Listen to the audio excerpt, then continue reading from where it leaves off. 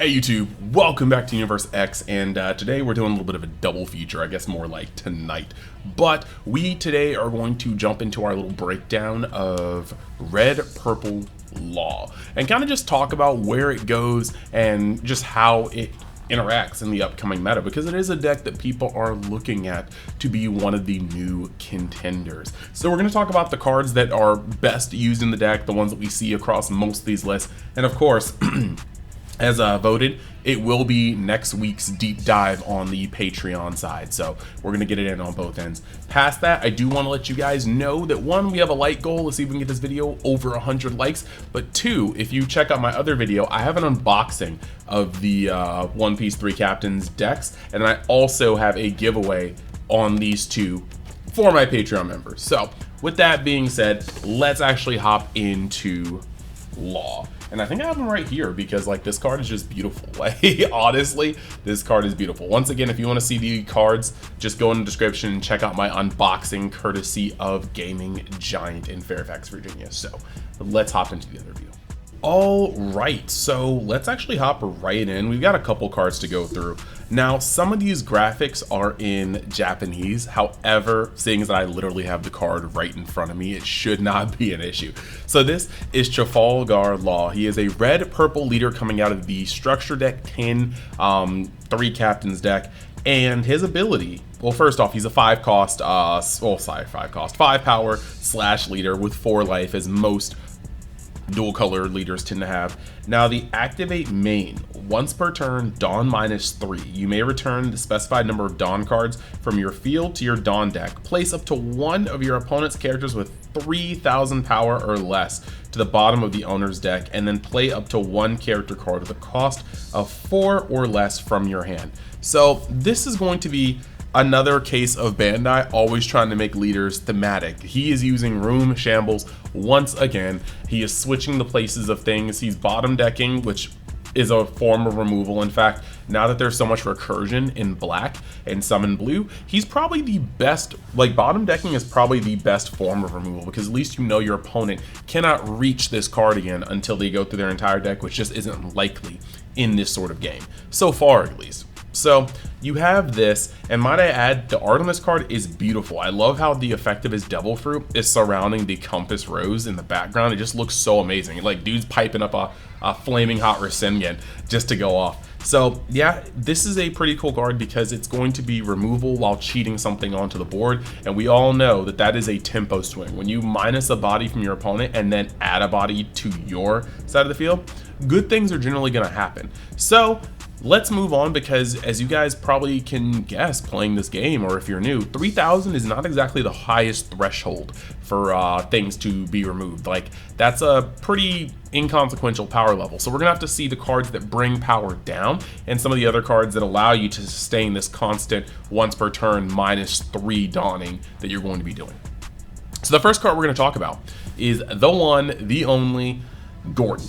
A lot of people have seen this card shoot up in price. There's multiple reasons why. He's great in Zoro. He's absolutely necessary as a 4-of in Law. But with Gordon, he's a 1 cost. Activate main, you may return this card to the bottom of the deck. Give up to one of your opponent's characters -3k power for the turn.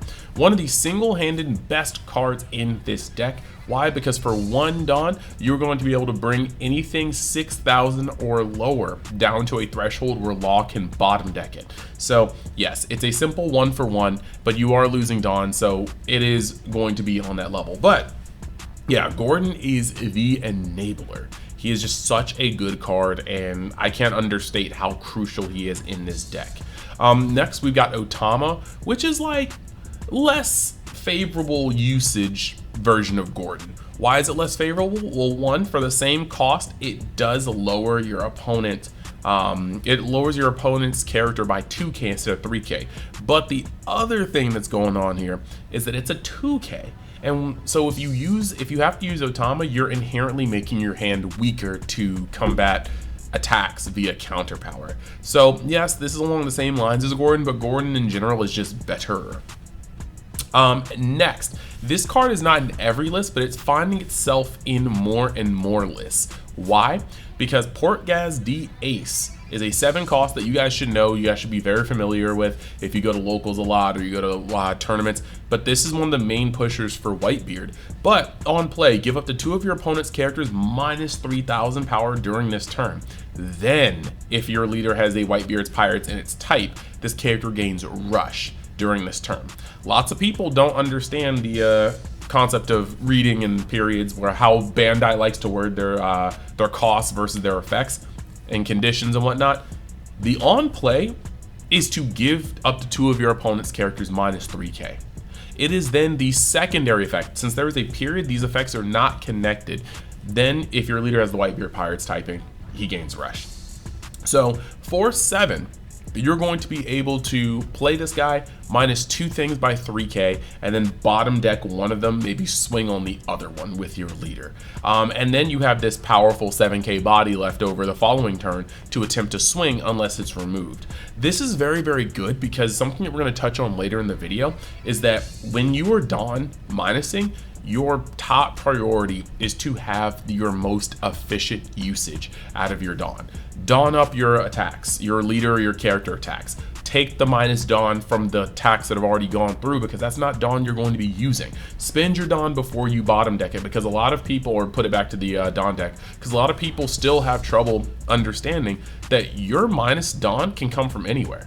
It can be untapped Dawn, it can be rested Dawn, it could be Dawn under your leader that's already swung, Dawn under a character that's already swung. As long as it's on your field, you can minus it, meaning you are doing best to use your effects, use your Dawn, boost up people with Dawn as need be, and then use the minus Dawn effects off of that spent Dawn instead of your used Dawn, or your Dawn that's waiting to be used. So yeah, Ace, good card in this deck. Next, we're going to start going over to the Dawn economy cards because it's very hard to keep minusing 3 Dawn over and over again and still stay in the game. So there's a lot of cards that help that. Suspect number 1. No, this is one of the better cards coming out of OPO5. It's pretty much staple in purple decks after the set drops. Once again, we have arrived at Eustace Captain Kidd from OPO5. He's a 5 cost, 6,000 power blocker, 1 counter. And on your turn, once per turn, when a Dawn card in your field is returned to the deck, you can add up to 1 Dawn and set it to active from your Dawn deck. So this is essentially, while this is on the field, is going to turn your minus 3 Dawn into essentially a minus 2 Dawn, and that 1 Dawn that comes back is going to be inactive, so you can still use it for things. This is unparalleled amount of advantage, but as I've talked about in other videos, and I went into great detail on my Patreon article on Purple Luffy, this guy has the perfect stats to get removed by everything. He is a 5 cost, so he is being brought down to 2 by mini cards in Sakazuki, and then Blaze Hound off the, or Hound Blaze off the field. He is being removed by any card that comes down in Sakazuki, essentially, whether it be a Borsalino, a Mihawk. He can be brought down far enough to be Rob Lucid. He can be Thunderbolted, he can be Katakuri'd with the right amounts of life, he can be Yamato'd, he can be Jet Pistol, he can be Gordon Lawed in this mirror.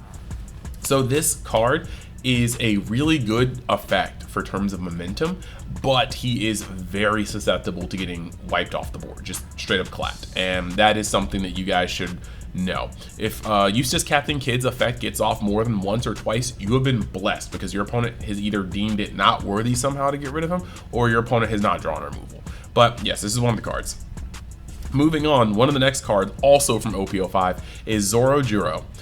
This is a 3 cost, 4k, 1 counter power, and it says when attacking, if you have 3 or less life cards, add up to 1 Dawn card from your Dawn deck and set it as active. This is very easy to do because it's turned on the moment you take your first life, and then he's going to be able to keep doing this every time he attacks. You Dawn him up, you swing with him, you get an active Dawn, and then you're able to, use your minus Dawn effects with one of those Dawn or more being whatever you put under him. Now, the thing about this is that you're going to see that there's going to be some nice come into play effects, but the 3 and the 4 cost cards are some of the cards you need to worry about the most, or at least pay the most attention to in this deck, because these are going to be the cards you're consistently cheating out with Law's effect. So this one's just going to try to refund some of that Dawn, and you're going to find that Law can be pretty big brained. Like, if you guys thought old Law was big brained, and I have my thoughts on that. I think OG Law is harder to pilot than a lot of decks, but I would not consider it necessarily big brain. You do more things, you play more cards per turn, you have more interactions, but I think it's still kind of simple when you get down to it. Don't at me, it's just that like Law is the only deck in the game that was able to +1 more than the draw of their turn, and it leads to these huge gaps. But the hardest part about playing Law is getting to your successful shamble turns or recovering when your opponent blows out your board. It is what it is. Next, we have got Beppo, and yeah, I definitely pulled up a Japanese asset again, but lucky for me, we have the entire set once again with us. So I'm just gonna read it, okay? So Beppo right here says, on play or when attacking, if your opponent has more Dawn cards in their field than you, add up to 1 Dawn card from your Dawn deck and rest it. So the on play / when attacking is a very, very, very powerful effect here, because like I said, Law is going to be able to make the most use of this. If he plays Beppo from his hand, from your hand by using his Shambles effect, you're going to check the field, and if you meet the conditions, you're going to gain a Dawn rested. Then if he survives to the next turn, he is able to do the same thing when he attacks. Very much so like the 7-cost kid that also comes in the same starter deck. Beppo is a multi-layered threat. Of course, being a 4-cost 5k, he too is easy to remove. However, he is also a 4-cost 5k, which is not too threatening, but very much the utility. So if he's paired alongside of a threat that just means more, he might not catch the removal unless they can remove 2 things in the same turn. So yeah, Beppo pretty good. Next, we've got Sachi and Penguin, and they have a come into play effect that says if you have 3 or less Dawn cards on your field, add up to 2 Dawn cards from your Dawn deck and rest them. So this is also a very cool card to cheat in, because once you use this, you just have to have 3 or less Dawn. So even at going from 6 down to 3, you can then play this and go back up to 5. And that's actually a very, very good thing, because in this deck, it's not just about the removal and the hand control and the defenses. You are constantly making sure that you have a balance of momentum so you don't ever end up with like no Dawn and no ability to play things. It's going to happen in this deck sometimes, it really will, but hopefully it happens in times where you have so much pressure offensively that you're more or less just about to end the game, or they have to worry about your board, you know, that you've already established. But yeah, you have to play a little hard and be very, very, very, very methodical in how you keep your Dawn at a manageable level and not just burn through it all. So the next card that I want to talk about is Trafalgar Law from OP05. He's an SR, 5k, 3 cost, 0 counter power. This is one of the guys that you want to play with your 3, and then if you want to, immediately just put those 3 to the Dawn deck to use an effect and then play something out that's a little thicker. But when attacking, if your opponent has more Dawn cards in their field than you, look at 5 cards from the top of your deck, reveal up to 1 Heart Pirates type, and add it to your hand. Then place the rest at the bottom of your deck in any order. This guy will fetch himself. He will fetch the Law blocker from the starter deck. He will fetch Beppo. He will fetch Sachi and Penguin. This guy is very good at searching a lot of things that are going to do some work in your deck. Very, very basic attacker, you know, 5k versus 5k leaders. But the whole point is he's going to try to regain the advantage of just playing something to your hand, because previous Law bounce something to your hand to play something. This Law is just draining from your hand to forward board advantage. So expect some smaller hands in this deck, but understand that you're trying to focus on forward momentum. This deck is truly tempo. Past that, yeah, the Heart Pirates, since it's kind of a smaller archetype, this guy is at the point where he is, you know, perhaps doing things like searching. He is what I was trying to say is the Heart Pirates is such a small like brand that they can't afford to have this searcher not be able to search Law. You have himself and you have another Law, but if you take those out of the equation, you're really only searching like Beppo and Sachi for the most part. So they have to make him so he can search himself. So take advantage of that. He can search himself and then maybe potentially set up a next turn where you can swing and get 2 Heart Pirates. So that's a whole thing. Sorry that I lost my train of thought mid-sentence right there. But when it comes to this card, yeah, he's a searcher for the deck. And as a card, I actually like the idea of him being able to search Heart Pirates because it doesn't say purple. So perhaps there could be some green-purple Dofi variants that use this and, you know, the Dofi blocker. I don't know, I'm just spitballing, but I think it's pretty cool to think about that. Next, we have the Trafalgar Law from this set again. Basically, this is the blocker that you pay for. He comes in, you can Dawn -1. If your opponent has 7 or more cards in their hand, they're going to discard 2 randomly. Very, very, very good card. Keeps the tempo more even, keeps your opponent from skyrocketing up an advantage. I think that this card is a very, very good card for just keeping these big-handed decks a little lower on the scale. And it's also cool because in a card that discards based on hand size, you always have the opportunity to turn your forward board progress into cards in hand for your opponent. Swing on them with numbers that are harder to block, and so they take the damage, and the moment they hit that 7 threshold, punish them by playing this card and then continue to swing if you have more swings. Very, very, very nice addition to this deck, and a very, very good card for purple in general. Next, we have a normal suspect, and this is Queen. Nobody needs to have another explanation on Queen, but anyway, 5 cost, 6 power, gets played, staple since the starter deck format. It's a blocker that you can Dawn -1, draw 2, trash 1. Very good filter on a solid body, and that is why we play it. That is why that card is $30-something. Next, we're going to move over to Roronoa Zoro. What is a law deck without Rush? I don't know, but when you can cheat this card in and immediately swing with it, you already know the deal.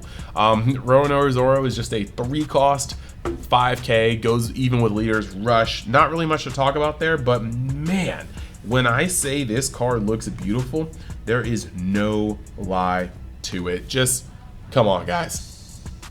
The reprint from this set is gorgeous. I love it. I'm just looking at it and I'm just happy to see it.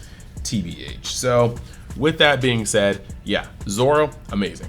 Now we're going to move over to the next card, which is going to be when you're at sea, you fight against pirates, which is from OP05. Very, very neat niche card. Main, look at the 3 cards from the top of your deck, reveal up to 1 Straw Hat Crew, Kid Pirates, or Heart Pirates type card, and add it to your hand. Then place the rest at the bottom of your deck in any order. The cool thing about this is that normally extra or event cards don't search event cards. This event card searches any event card as long as it's in those 3 pirate crews. The other cool thing is Straw Hat Crew, Kid Pirates, and Heart Pirates pretty much encompasses your entire deck minus Otama and Film Gordon and Queen. So you're searching your Zoros off of this. You're searching your Laws, your Sachis, your Beppos, your Kids. Like, this really does search almost everything in the deck. Your Gamma Knife, your Radical Beam, and I love it. The Heart Pirates type card is a huge difference from the normal things like 2 years at San Pelago and things like that. Now, speaking of Gamma Knife, we're gonna get to Gamma Knife. It is a 2 cost, and it says main Dawn -1, give up to one of your opponent's characters minus 5k power during this turn. And then it has a trigger of adding 1 Dawn from your Dawn deck and setting it as active. Now, backing up, the other card definitely had a trigger, and it was just to play the main effect, as most of those event searchers do. But this card is very, very nice because you're going to be able to bring down 8 costs down to Kids level. And just to give you the general prospect of that, in this format, this is going to allow this Kid leader and able to take 8,000 power down. So in red, it doesn't come up as much as you would think, because red has a lot of lobies, and then red has some really high power things like Shanks and Luffy and whatnot, Whitebeard. But when you get over into blue, Borsalino is one of the main things. You do have to kind of use 2 cards to lower with for things like Mihawk if they play it, but most of the things in their deck will be able to be Gamma Knifed and then bottom decked. Then you also have in purple, which is going to be a color next format, almost anything that they play outside of Big Kaido is going to be able to be Gamma Knifed and then Dawn -3 to the bottom of your deck. So that's very nice. Every one of their blockers, their Kid, all of these things. Then you move forward into yellow, and you're looking at 7 Big Mom. You're looking at Katakuri. They have 2 very good influential targets or important targets that you can just gamma knife and then put under. So this is obviously like a 4 of. If you want to go less, you can, but this is a ginormous enabler. And the other cool thing is it's got a decent trigger, and even past that, with it being a 2 cost, you only have to utilize 1 Dawn before you can just bottom deck or return to deck that Dawn plus the 2 Dawn used for this one for Law's effects. You don't lose any efficiency. Then what we have next is Round Table. Round Table is a 4 cost, but Round Table is essentially going to be the grand board clearer, because once you give something minus 10k, there is so far not really a card in the game that's not going to be bottom-decked by Law's effect. So when you know that you're going to be facing a lot of just big body, like if you're going into a format where you know a lot of it is yellow, Round Table's your friend. When they play that big mom, if it's Katakuri, yeah, you round table it and you bottom deck it. Anytime that the format gets clogged with big bosses, Round Table is going to be excellent for red purple Law to clear things. And then last but not least, we got Radical Beam, and even though it's at 1 here, it's still going to be used as a staple. We all know this, but we'll have to see what we shift around the deck for our format.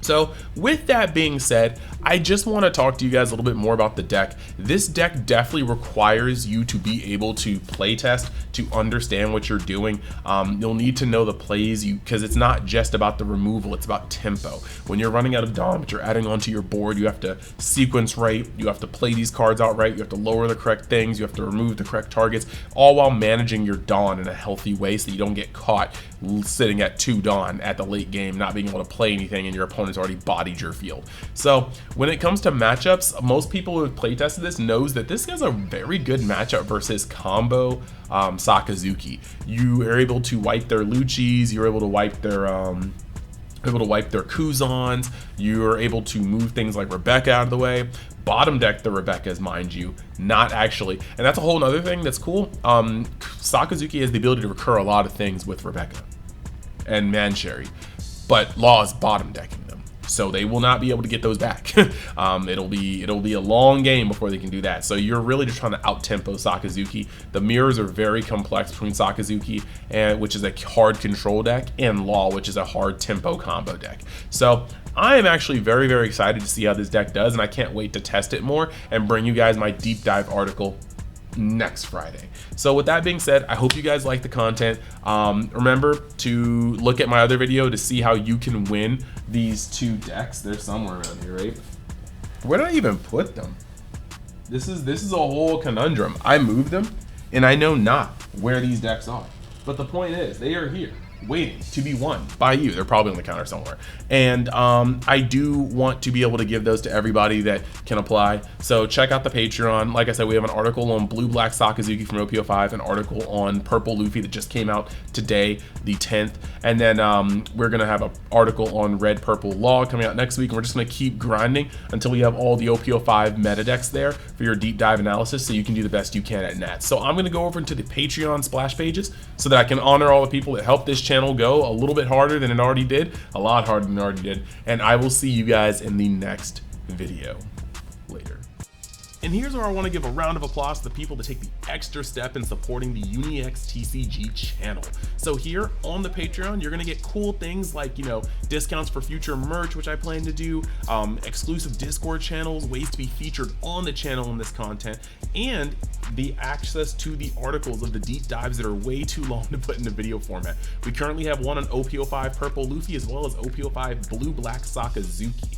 And you'll be able to join in to our giveaways. Like we just started our newest one, our first one, which is the 3 captain structure deck. And that will be given away based on raffle tickets that you can accrue based on your tiers per month. So past that, I want to give a special shout out to the Realm of X members, and that is BR, that is Bryce R, and that is Big Daddy Flapjack. These are the guys that are currently supporting this channel the absolute most, and so I give you even more thanks. Thank you guys, and if you want to check out the Patreon, the link will be in the description.